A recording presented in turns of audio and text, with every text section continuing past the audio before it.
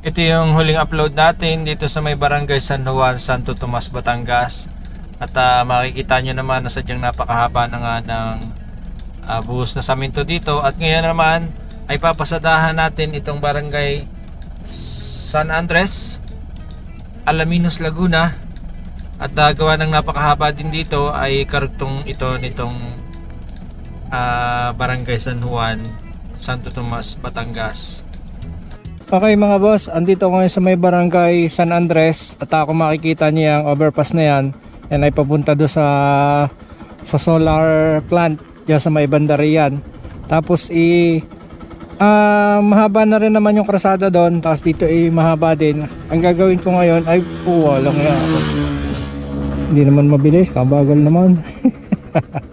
So yan, ginagawang restruct tong expressway na to.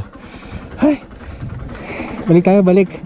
So ayan, ang gagawin ko ngayon ay mumotorin ko lang to. Gawa ng may vlog na ako nito, ay mumotorin ko lang kung ilang kilometro siya. Kaya dito meron tayong, sige, yan, meron tayo ditong speedometer sa cellphone lang. So titingnan natin hanggang sa makarating tayo doon sa dulo doon, para makita nyo din kung gaano na ito kahaba. Umpisahan na natin. Okay. At tayo ngayon ay tumatakbo lang ng 29 kilometers per hour. Hindi tayo magbibilis dito. Malalay lang ang takbo natin.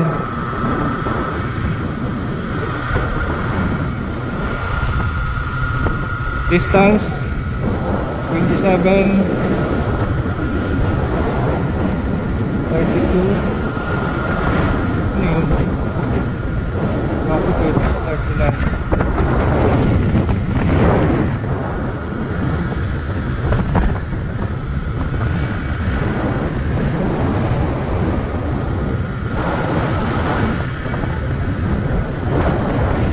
Ayan yung ano, yung solar plant.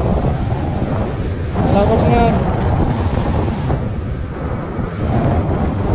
Hindi ko lang makunan ng drone na. Baka magpatakap po natin diyan. Naman sana ay makasira pa tayo ng solar panel. Hindi naman yan kasama sa ating content. Dito lang tayo sa SLEX Airport.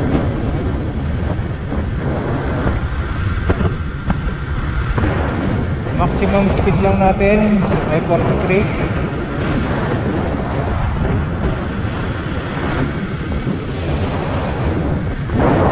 Napakuran na dito 40.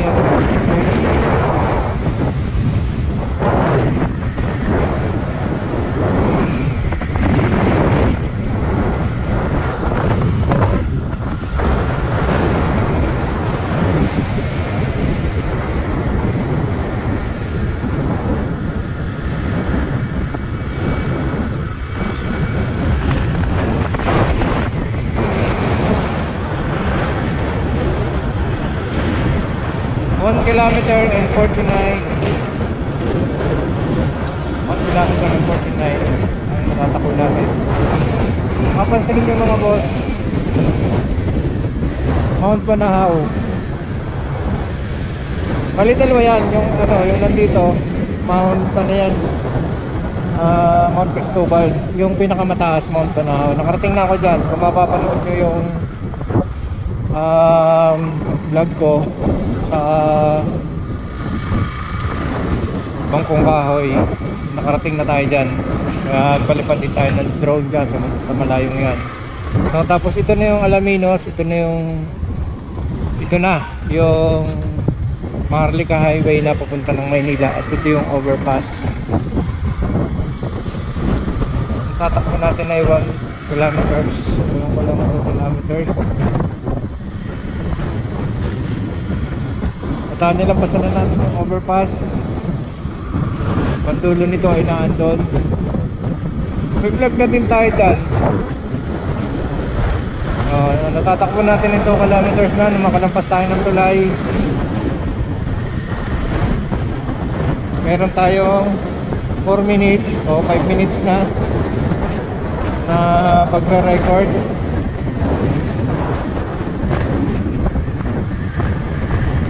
At ang pinakadulo nito ay dito. Dulo na yan. Bali tulay. Tapos may vlog ako nito. Yung makikita nyo, yung lugar na yan. Ito yung isa sa magiging rason siguro kung sakaling ito ay hindi agad matatapos gawa ng wala pa tong tambak. Oo, hinawa na yan, pinatag lang, pero wala pa siyang tambak. Tapos meron pa siyang gagawing mahabang tulay. Hindi natin alam kung kung yan ay madadaanan na ngayong 2025. Malay naman natin matapos nga ay di mas maganda. At ito na, makikita na natin ngayon na naandito yung lugar kung saan ay babago pa lamang uli ito inumpisan.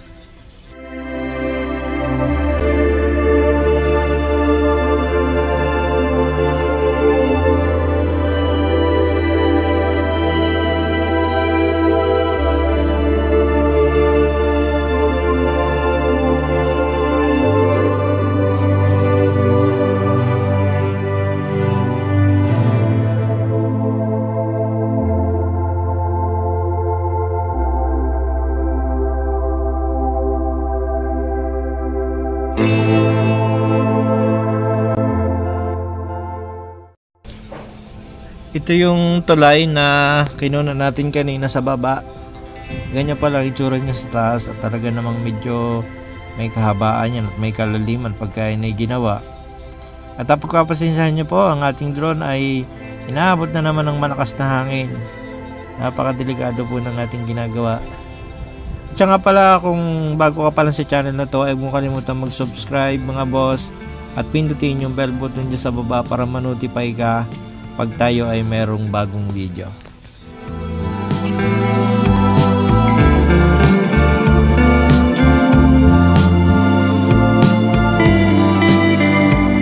Green na green na yan. Hindi pa yan ginagawa. Pinatag lang yan, nilinis, tapos iyon wala na, hindi na siya ginawa. Kaya sa susunod siguro pagkatapos itong kung alin man dito ay may gagawa na rin dyan sa bateryan para yan ay magtuloy-tuloy na.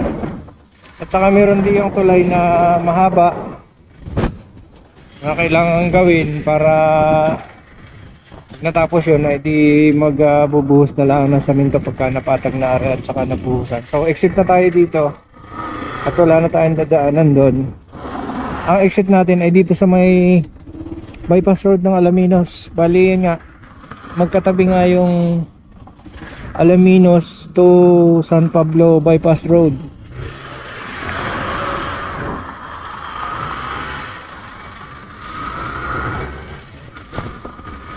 Ito namang bypass road na ito ay diretso to lang, lalapas to ng bayan ng Alaminos na tinatapos ko na. So pagka natapos itong baka mauna pang matatapos itong bypass road sa expressway ka na.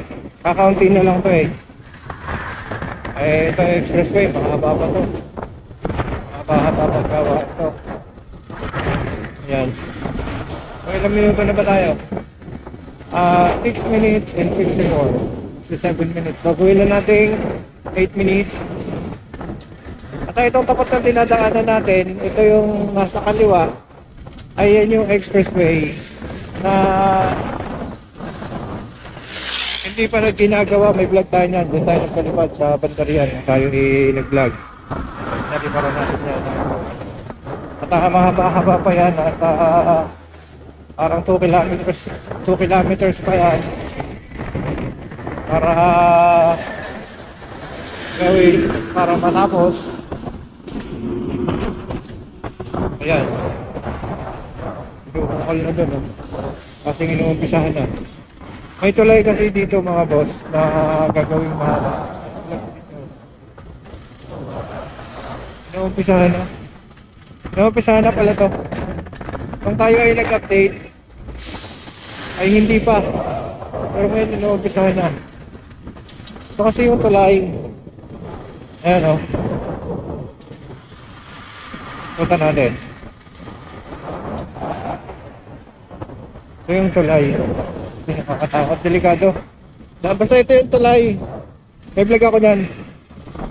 Siguro kung makukuha ko pa yung video na, sige, lalagay ko dito. Okay, at tayo ngayon ay meron ng 8 minutes. At yun ang ating update dito mga boss, mula doon sa may sun. Mga lugar yun. Kalimutan ko na agad. At yun ang ating update. Monitor lang natin. Maraming salamat mga boss sa panonood ng video ito. At kita-kita tayo sa susunod na video. Malapit na ano yun. Malapit na sa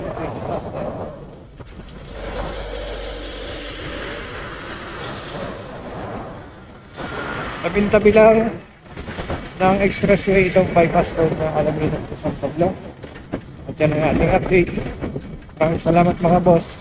Kita-kita tayo sa susunod na video.